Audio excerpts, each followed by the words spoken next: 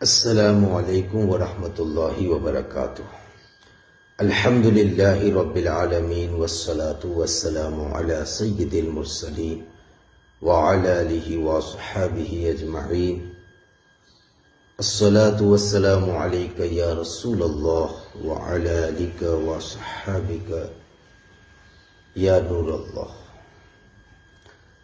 محترم سامعین، حضور سیدی اعلی حضرت علیہ رحمت و رضوان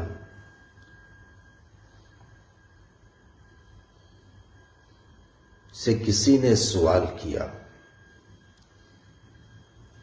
کہ اگر کوئی عالم دین یا کوئی اور شخص، اس سوال کا خلاصہ یہ کہ مسجد میں وہ کھائے لوگوں کے ساتھ، مسجد میں تکیہ لگا کر بیٹھے، اگال دان رکھے، یعنی وہ پان کھا کر پک کرتے ہیں وہ وغیرہ وغیرہ، ایسا ایک سوال کیا تو اعلیٰ حضرت علیہ رحمت و رضوان نے اس کو تفصیل کے ساتھ جواب دیا، یعنی اگر اعتکاف کی نیت ہو تو جائز ہے، اعتکاف کی نیت وغیرہ وغیرہ تفصیل کے ساتھ جواب دیا۔ اس کے بعد اعلیٰ حضرت علیہ رحمت و رضوان نے جو باتیں کہی چند، وہ ہم سب کے لیے درس ہے، ایک بہت بڑا سبق ہے، عوام کے لیے بھی، خواص کے لیے بھی، امام کے لیے بھی، مقتدی کے لیے بھی، علماء کے لیے بھی اور جاہلوں کے لیے بھی۔ آپ نے جواب دینے کے بعد فرمایا کہ یہ بھی یاد رکھنا فرض ہے کہ حقیقتاً عالم دین، ہادی خلق، سنی صحیح العقیدہ ہو، یعنی اگر کوئی حقیقت میں عالم دین ہو، مخلوق کا رہبر ہو، سنی ہو، صحیح العقیدہ ہو، تو عوام کو اس پر اعتراض، اس کے افعال میں نکتہ چینی، اس کی عیب بینی، یعنی اس کے کاموں پر اعتراض کرنا کہ یہ ایسا کرتا ہے، ویسا کرتا ہے، اسی طرح عیب بینی، صرف عیب کو دیکھنا، جیسا کہ آج کل عام طور پر ایسا ہو رہا ہے۔ لوگ امام ہو یا عالم ہو یا مدرس ہو، اس کا صرف عیب دیکھتے ہیں، اکثر ایسا ہوتا ہے، الا ماشاء اللہ ہر کوئی ایسا نہیں ہوتا، بہت سارے لوگ ہوتے ہیں جو صرف خوبیوں کو دیکھتے ہیں، کئی لوگ ایسے بھی ہوتے ہیں، لیکن اکثر لوگ، جیسا کہ تجربہ ہے، وہ صرف عیبوں کو دیکھیں گے۔ تمہاری خوبیوں کو، ائمہ ہے، مدرسین ہیں، علماء، ان کی خوبیوں کو نہیں دیکھتے، وہ صرف عیبوں کو دیکھتے ہیں۔ چند عیب اگر مل جائے، ایک دو عیب بھی مل جائے تو اس کا اعلان کریں گے، لیکن خوبیوں کا اعلان نہیں کریں گے، اچھے کام نہیں بتائیں گے کہ یہ کام کرتے ہیں، وہ کام نہیں۔ جو کام اچھا نہیں ہوگا ان کی نظر میں، اسی کو بتائیں گے کہ یہ تو ایسا کرتے ہیں، یہ تو ایسے عالم، ایسے لوگ ہیں۔ اللہ تعالیٰ حفاظت فرمائے۔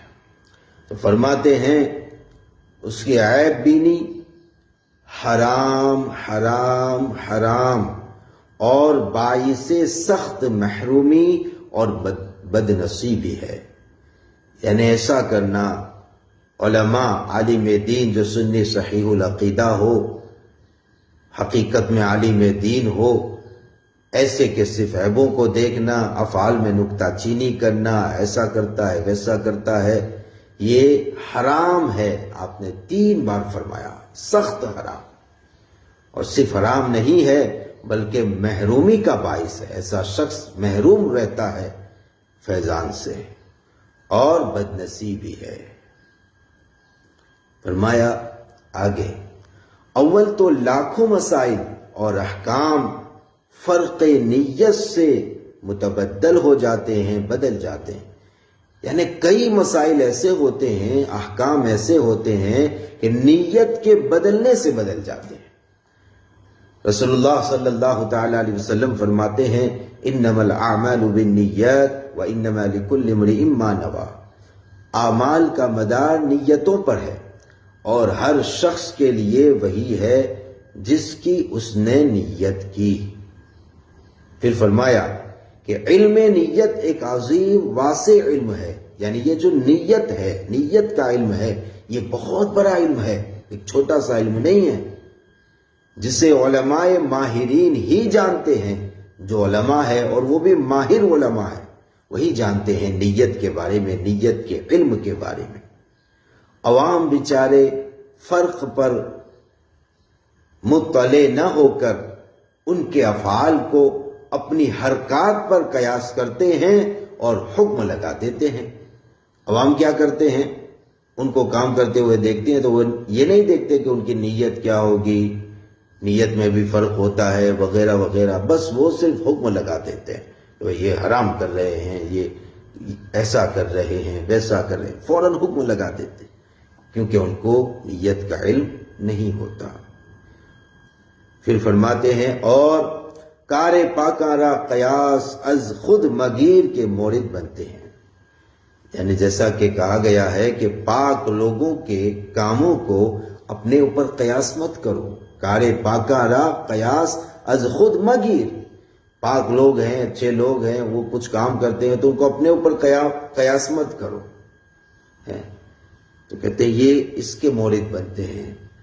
پھر فرمایا کہ اسی مسئلے میں دیکھیں، یعنی جو مسئلہ کسی نے پوچھا تھا مسجد کے تعلق سے کہ کوئی عالم دین یا کوئی مسجد میں بیٹھے ہوئے الدان رکھے وغیرہ، تکیہ لگائے وغیرہ، تو فرماتے ہیں کہ اسی مسئلے میں دیکھ لیں کہ شرعاً اعتکاف کے لیے نہ روزہ شرط ہے نہ کسی قدر مدت کی خصوصیت ہے۔ شرعی طور پر اعتکاف جو ہوتا ہے اس میں روزہ بھی شرط نہیں ہے، یعنی عام طور پر جو اعتکاف ہوتا ہے، ماہ رمضان کی بات نہیں، عام طور پر جو اعتکاف ہوتا ہے اس کے لیے روزہ شرط نہیں ہے، نہ مدت کی خصوصیت ہے، نہ مدت متعین ہوتی ہے کہ بھئی اتنی مدت تک، اتنے دنوں تک یا اتنے وقت تک اعتکاف کرنا ہوگا، ایسا نہیں ہوتا۔ اسی لیے مستحب ہے کہ آدمی جب مسجد میں جائے تو اعتکاف کی نیت کر لے، جب تک مسجد میں رہے گا اعتکاف کا ثواب بھی پائے گا۔ جب وقت کی بھی خصوصیت نہیں ہے، روزہ بھی شرط نہیں ہے، تو پھر اعتکاف کا ثواب کیوں چھوڑے؟ جب بھی مسجد میں داخل ہو تو اعتکاف کی نیت کر لیں، بسم اللہ والسلام علی رسول اللہ اللہم افتح لی ابواب رحمتک نویت سنت الاعتکاف، یہ ساری دعا بھی پڑھ لیں اور نیت بھی کر لیں اعتکاف کی۔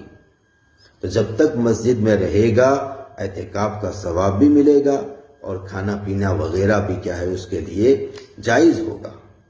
پھر فرماتے ہیں کہ علماء اعتکاف ہی کی نیت سے مسجد میں داخل ہوتے ہیں۔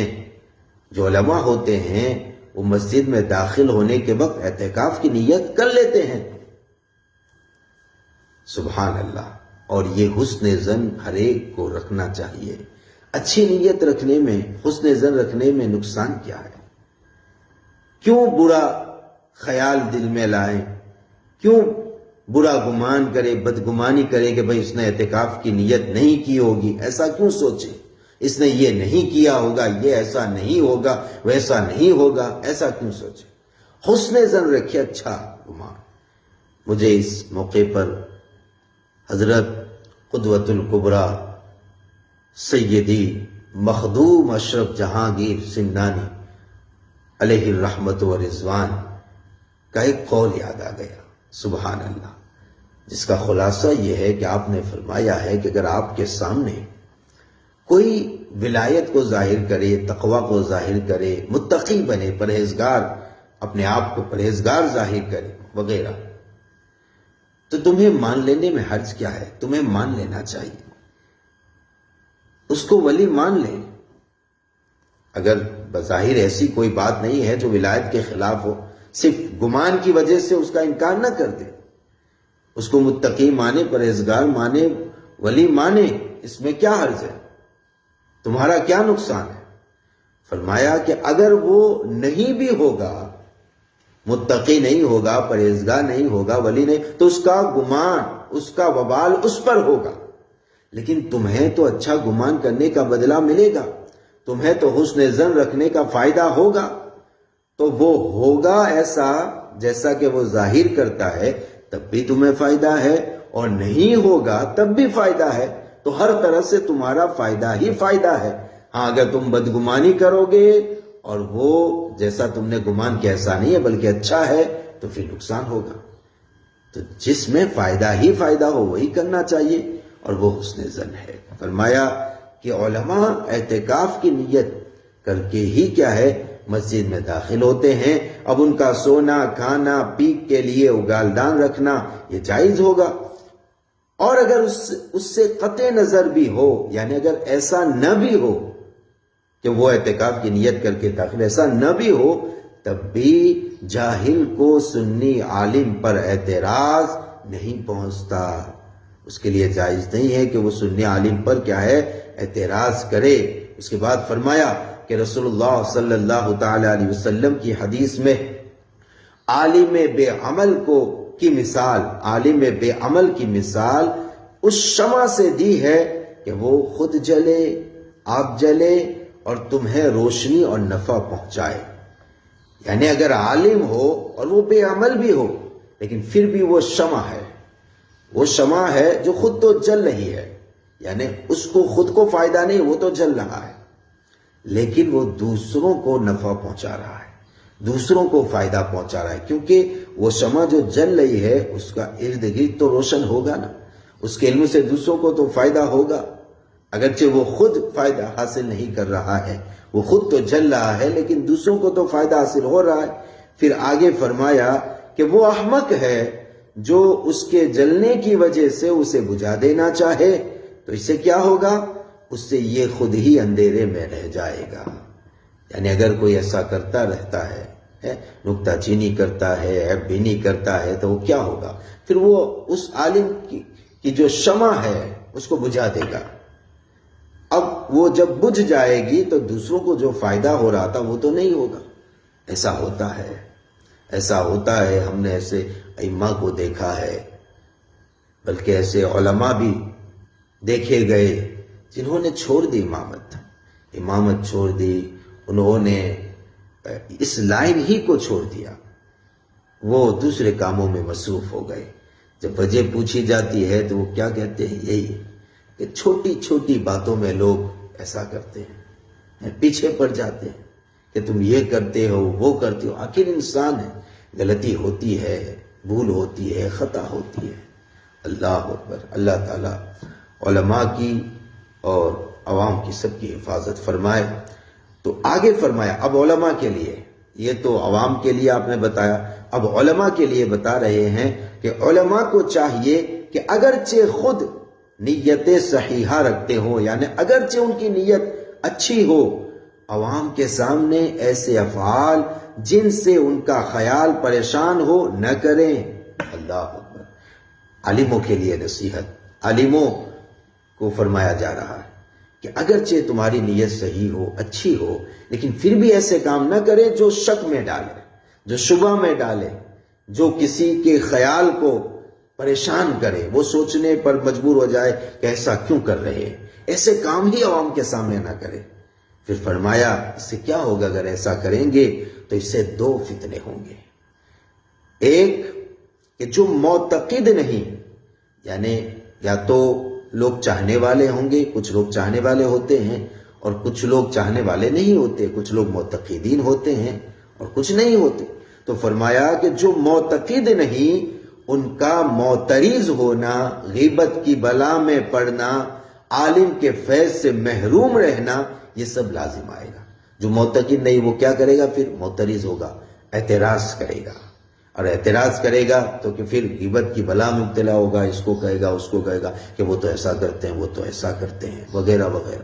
اور پھر کیا ہوگا؟ عالم کے فیض سے بھی محروم ہو جائے گا، وہ عالم سے نفرت کرے گا، پھر عالم کے